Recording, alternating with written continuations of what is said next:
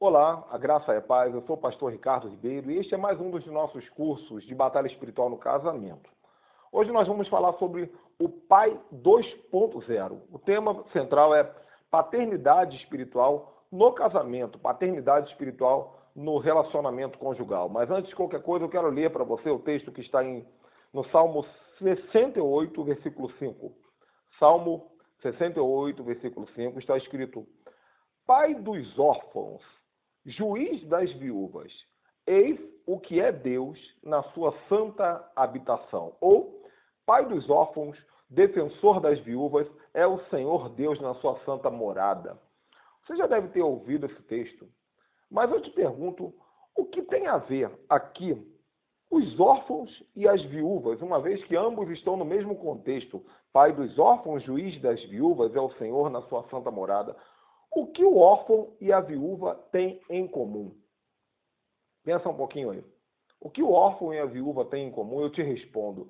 Ambos, tanto o órfão quanto a viúva, perderam o seu referencial de paternidade. Tanto o órfão quanto a viúva são como navios sem leme, como flechas sem rumo, estão perdidos, dependendo daquela pessoa que seria a pessoa na terra, representante de Deus, para lhes dar a direção, o conselho, o afeto, o carinho, o cuidado. O órfão perdeu o pai, a viúva perdeu o marido. E por que estou dizendo isso? Porque o pai e o marido, eles se assemelham muito no quesito paternidade, tanto na paternidade espiritual, quanto na paternidade emocional, o que eu vou explicar um pouquinho, resumidamente, é claro, porque esse não é um treinamento de paternidade, é um treinamento de casamento, mas eu vou explicar um pouquinho, resumidamente, acerca do que é a paternidade emocional, paternidade espiritual. Agora, observa que coisa interessante.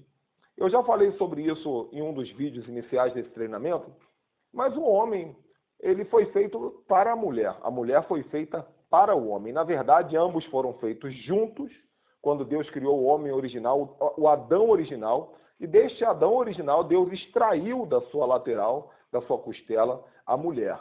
Né? Eu até brinquei em um dos vídeos anteriores que o primeiro ser grávido da humanidade não foi a mulher, foi o homem. Adão gerou de si a varoa. Adão gerou de si, por isso ele deu o nome.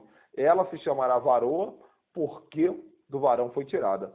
Então, quando essa separação acontece, o homem sem a mulher, ele se torna perdido. Aliás, o homem sem a mulher, ele fica com aquela sensação de tá faltando alguma coisa, algo foi tirado de mim.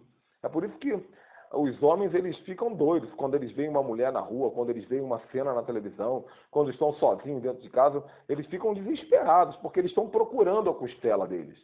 Já a mulher, ela se sente sozinha, porque o corpo dela foi tirado, o homem foi tirado. Uma mulher sozinha, na maioria das vezes, é claro que eu não quero de maneira alguma ofender ou agredir esses movimentos feministas de independência, que eu tenho um posicionamento pessoal acerca disso, mas no estado original, uma mulher sem um homem, ela é uma costela perdida sem o corpo, e ela fica muitas vezes carente de um braço forte, de uma direção, de um apoio, de uma motivação, de uma proteção, de uma paternidade. Então, o homem e a mulher, eles foram criados na essência para estarem juntos e dependem ambos um do outro. O que acontece é que o casamento, a instituição espiritual chamada casamento, tem sido fortemente atacada por uma maldição, por um cativeiro chamado orfandade. E esse cativeiro se divide em dois pilares principais: a orfandade emocional e a orfandade espiritual. O que é a orfandade emocional? Orfandade emocional é quando uma pessoa se torna carente de um afeto, de um abraço, de um conselho, de uma direção, de uma proteção, de todo um apoio emocional que um pai deve dar para um filho, e o marido, na qualidade de pai, eu vou falar sobre isso mais à frente, tudo bem, tudo tranquilo, e o marido deve dar isso à esposa. Então, toda essa necessidade humana que nós temos da questão emocional, da afetividade, da proteção, do carinho, do cuidado físico, de tudo isso que nós dependemos, ninguém vive sozinho. Nós não somos autossuficientes. Nós dependemos de alguém.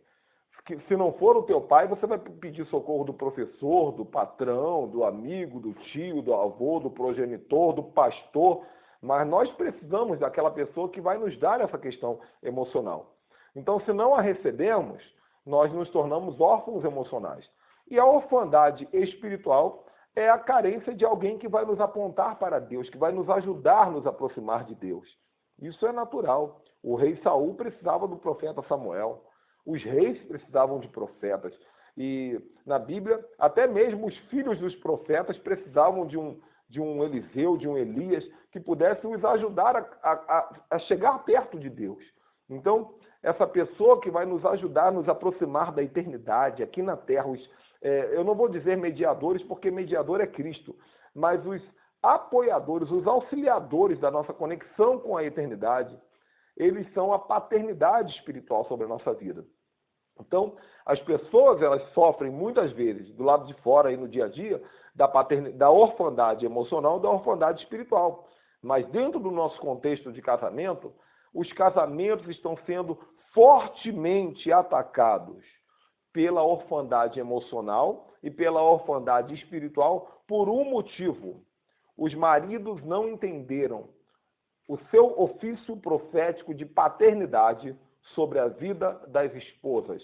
E as esposas não entenderam que na qualidade de mulher e de esposa, ela também se torna filha espiritual do seu marido. Uau! Esse assunto parece muito polêmico, mas é uma verdade. Eu vou mostrar a partir de agora porque isso é uma verdade. Pensa comigo, gente. A maioria de vocês que estão me assistindo tiveram aí a oportunidade de se casar dentro da igreja. Alguns não, né? Isso é um outro assunto. Mas nós que nos casamos dentro da igreja, o que acontece no dia do casamento? Acontece que o pai da noiva entra pelos corredores da igreja, passando por todas as pessoas, né, pelas testemunhas não oficiais, porque todo mundo que está ali assistindo o casamento é testemunha, e pelas testemunhas oficiais, que são os padrinhos que vão assinar o livro ali do documento do casamento, e diante de Deus e diante dos anjos. Esse pai, ele passa de mãos dadas com a noiva, e lá na frente, ele vai entregar a sua filha na mão de uma pessoa que está ali esperando por ela. Agora, antes disso, o que aconteceu foi o seguinte: uma menina que cresceu, e se a família foi uma família tradicional, uma família no mínimo equilibrada, essa menina cresceu com um pai dentro de casa, e esse pai, ele foi aquela pessoa que deu para ela afeto, deu para ela paternidade emocional e espiritual. Então, essa criança que cresce dentro de casa, ela teve abraço, ela teve afeto, ela teve proteção, ela teve carinho, ela teve conselho, ela teve motivação, ela teve apoio, ela teve tudo o que o pai pode dar. Ela também teve oração, palavra profética, ensino bíblico, intercessão. Então, se foi uma família equilibrada à luz das Escrituras, essa criança, essa menina se desenvolveu, ela cresceu, recebendo do seu pai tudo aquilo que ela precisava na questão de paternidade. Ou seja, ela não foi órfã, porque orfandade não é você não ter pai. Orfandade é você não ter paternidade. Tem gente que não tem pai, mas tem um avô, e esse avô foi um grande pai. Tem gente que não tem pai, mas teve uma mãe que, com muito esforço, ajudou a transferir essa paternidade. Então, orfandade não é a ausência de um pai. Orfandade é a ausência da paternidade, da unção que tem por trás disso, tanto na questão emocional quanto na questão espiritual. Acredito que eu estou sendo muito didático aqui, muito claro. Se você tiver dúvida, pausa o vídeo, volta e assiste novamente. Então, partindo do pressuposto que essa criança cresceu, recebendo todo esse cuidado, recebendo todo esse afeto, o que vai acontecer? Vai acontecer que no dia do casamento, quando o pai entra pelos corredores da igreja e entrega essa moça na mão de uma pessoa que possivelmente chegou na história há um ano atrás, há 6 meses atrás, o pai, sem perceber, nesse momento, ele está dizendo para a menina o seguinte: a partir de agora, esse que está aí na frente vai ser quem vai cuidar de você. Sem perceber, ele está dizendo para a menina, está dizendo para o noivo e está dizendo para ele mesmo: olha, a partir de agora o meu trabalho para por aqui. Então, o que acontece? A partir desse momento, ele interrompe oficialmente a responsabilidade de dar a paternidade, tanto nas questões emocionais quanto nas questões espirituais. Óbvio, né, gente? É claro que ele não vai deixar de ser pai, mas ele vai diminuir consideravelmente mesmo, esse trabalho. E nesse momento, quando ele entrega a filha na mão do noivo, o noivo, ele deveria entender o quê? Opa, se o pai está entregando para mim, essa responsabilidade passa a ser minha. Porque o tema desse vídeo, inclusive, é esse. Pai 2.0. Por que pai 2.0? Porque é um pai avançado. Quando você compra um carro 2.0, você vai imaginar que ele tem um motor melhor, vai imaginar que ele é completo, que ele tem ar-condicionado. E o que é um pai 2.0? A menininha cresceu, ela tinha dentro de casa o pai que abraçava, que beijava, que dava carinho, que dava dinheiro, que levava para a escola, que dava presentinho, que levava no cinema, que dava palmadinha, que reclamava, que ensinava, que exortava. Mas, de repente, essa menina evoluiu, os hormônios evoluíram, o corpo mudou, a mentalidade mudou, e algo dentro dela começa a dizer assim, eu preciso de algo que meu pai não tem para me dar mais. Eu preciso de algo que meu pai não tem para me dar mais. Inclusive, você sabe, a questão sexual. Então, ela vai procurar esse pai 2.0. Então, quando ela casa, ela não está dizendo, eu rejeito a paternidade. Pelo contrário, ela está dizendo, eu quero que a paternidade seja maior sobre a minha vida, porque essa nova pessoa que vai entrar na minha vida vai me dar um trabalho mais avançado, profundo. Esse é o papel do marido. Agora, tenho certeza que a maioria dos maridos que estão me assistindo, a maioria das esposas que estão me assistindo, estão olhando para isso pensando assim, peraí, eu não tenho condição nenhuma, como é que eu vou dar isso para minha esposa? Se você olha na Bíblia, o marido geralmente é alguém formado, é alguém pronto, é Boaz. Boaz já era um homem pronto quando Ruth chegou na vida dele carente, necessitando de um socorro, de uma proteção, de um amor. Boaz lançou a capa sobre ela e falou, vou trazer você para a minha vida porque eu estou pronto para cuidar de você. A nossa realidade moderna é terrível, porque os jovens casam órfãos. Os jovens casam, na verdade, a maior parte dos rapazes, quando casam, eles, na verdade, estão procurando uma ajuda. Então, eles estão assim, eu vou casar com uma moça porque eu sou tão carente, eu estou tão desesperado por um abraço, por um beijo, por um sexo, por um sorriso, que eu vou casar com alguém. Do outro lado, a esposa está dizendo assim, eu também estou carente. E juntam aqueles dois carentes, um dependente do outro, para poder tentar um suprir a necessidade do outro, e de si mesmo, e entram debaixo de um teto e começam os problemas.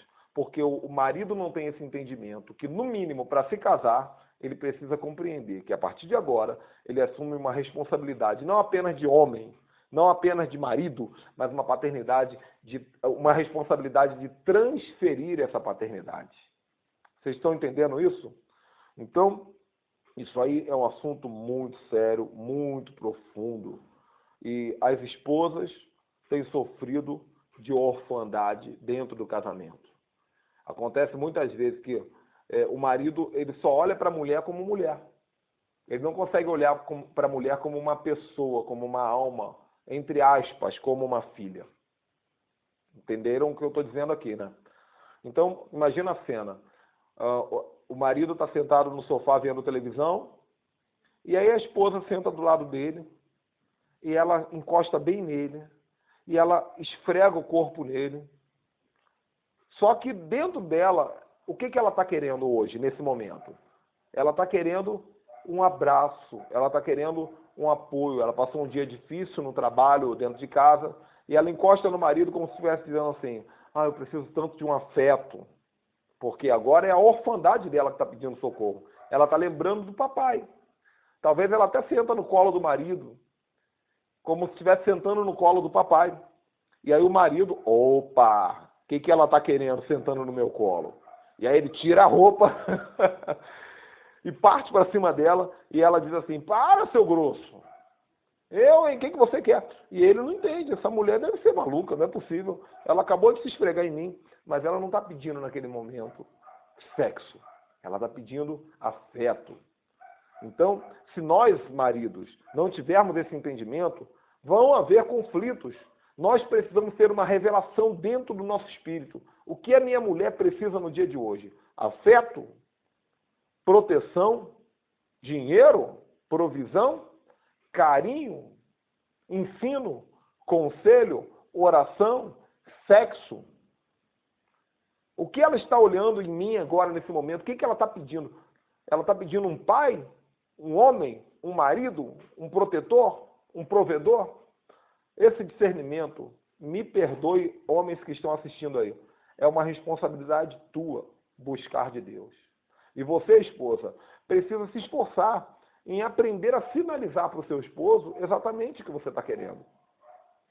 Aqui dentro da minha casa, eu tenho me esforçado muito e já aprendi bastante em entender quando a minha esposa está precisando de uma paternidade.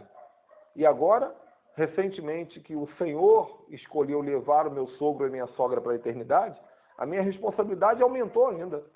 Porque se ela não tiver de mim essa paternidade, essa proteção, esse carinho paternal, ela não vai receber de ninguém mais. Eu sou essa pessoa responsável. Eu imagino que Deus deva estar falando profundamente com você que está assistindo esse vídeo agora. Ok? Então, quando uma mulher escolhe um marido, sempre a referência dela é o pai. Sempre. Aí você está me assistindo aí dizendo, ah, não, eu não escolhi meu marido pensando no meu pai, não, porque meu pai não prestava. Ah, então você escolheu. Porque você usou o referencial do seu pai errado para transformar a antítese, o contrário, e escolher o marido exatamente ao contrário. Querendo ou não, a referência é o seu pai. Se o seu pai foi um bom pai, você escolheu um marido referência no seu pai. Aí você diz assim, pastor, mas eu nem tive pai, eu nem conheci meu pai. A situação é pior ainda, porque você escolheu um marido procurando por um pai. Então, sempre a referência de uma mulher para escolher um esposo é a paternidade. Como dizer que o marido não é paternidade sobre a vida dela? O marido é paternidade. Assim como Cristo é o noivo da igreja e ao mesmo tempo é pai. Olha que coisa tremenda. Paulo diz, grande é o mistério. Eu tenho muita experiência para falar sobre isso, porque me casei novo. Me casei com 23, se eu não me engano, 23 anos de idade. Minha esposa bem novinha, de 19 para 20 anos. E minha esposa e eu nos casamos guardados sexualmente, emocionalmente. E muito novinhos, muito inexperientes. Nós desenvolvemos muita coisa junto no nosso casamento. Mas eu me lembro que muitas vezes eu tive que ajudar a minha esposa a encontrar o emprego dela, o primeiro emprego dela, inclusive. Eu orientei, eu sempre fui muito mais experiente de vida, porque eu comecei a trabalhar muito novo e andava desde 12 anos de idade, eu andava de ônibus do Rio de Janeiro inteiro, fazia 3, 4 cursos em vários cantos do Rio de Janeiro. Então, quando a minha esposa começou a procurar emprego aos 18 anos de idade dela, 17, 18 anos de idade, estava eu lá, ajudando ela, olha, pega esse ônibus, eu fui com ela várias vezes na rua. Então, esse papel que muitas vezes deveria ser oficialmente do pai natural, que aliás o pai dela foi um ótimo pai, mas esse papel que deveria ser do pai, eu também ajudei. E hoje, com 15 anos de casado, eu continuo fazendo. Muitas vezes eu levo a minha esposa na faculdade, muitas vezes eu busco ela na faculdade, muitas vezes eu olho para ela com os olhos de pai e pergunto, você está precisando de alguma coisa? Né? Porque às vezes a esposa chega para o marido e fala assim, eu queria tanto um shampoo, um creme de cabelo, e o marido reclama que não tem dinheiro, mas um pai não reclama, um pai dá um jeito, afinal a filha está precisando. Você está entendendo o que eu estou te dizendo, né? Então, guarde essa revelação no seu coração. Dentro do casamento, há uma relação de paternidade que não pode ser esquecida. Há 2 anos atrás, aliás, há 3 anos atrás, eu percebi que a minha esposa estava bem caidinha, bem tristinha. Né? Algo dentro dela estava dizendo, está faltando alguma coisa. E ela dizia, eu estou sentindo, Ricardo, a necessidade de algo novo, está faltando alguma coisa. Ela disse, compra um cachorro para mim. Eu comprei um cachorro, mas o vazio continuou dentro dela. E aí começamos a conversar e ela disse para mim assim, Ricardo, meu sonho sempre foi fazer faculdade. Mas eu, tanta coisa para fazer, me casei, etc. Eu falei, nada disso, vamos embora. E fomos juntos, e corremos atrás, e ela entrou na faculdade de Direito, e já está quase terminando a faculdade de Direito. É algo que era um sonho dela. E quem ajuda o filho a realizar esse sonho? O pai. Então, na qualidade de paternidade emocional e espiritual sobre a vida dela, eu tenho ajudado e, graças a Deus, ela está realizando o sonho. Feliz, motivada, crescendo, uma grande pregadora, uma grande mulher de Deus. Talvez faça algum vídeo para você assistir aqui também nessa plataforma. Agora, eu finalizo esse vídeo perguntando para você, marido, o que você precisa mudar para assumir a sua responsabilidade como pai espiritual na vida da sua esposa, como pai emocional na vida da sua esposa? Pense nisso com carinho, converse com ela, pergunte para ela. Você que é esposa, leve o seu marido a assistir esse vídeo também, converse com ele e encontrem as respostas que virão após essa conversa e trabalhem junto com Cristo para evoluir o seu relacionamento baseado nesta revelação. Ok? Deus abençoe você. Espero que você tenha gostado de mais esse vídeo. Um abraço, até a próxima. Tchau, tchau.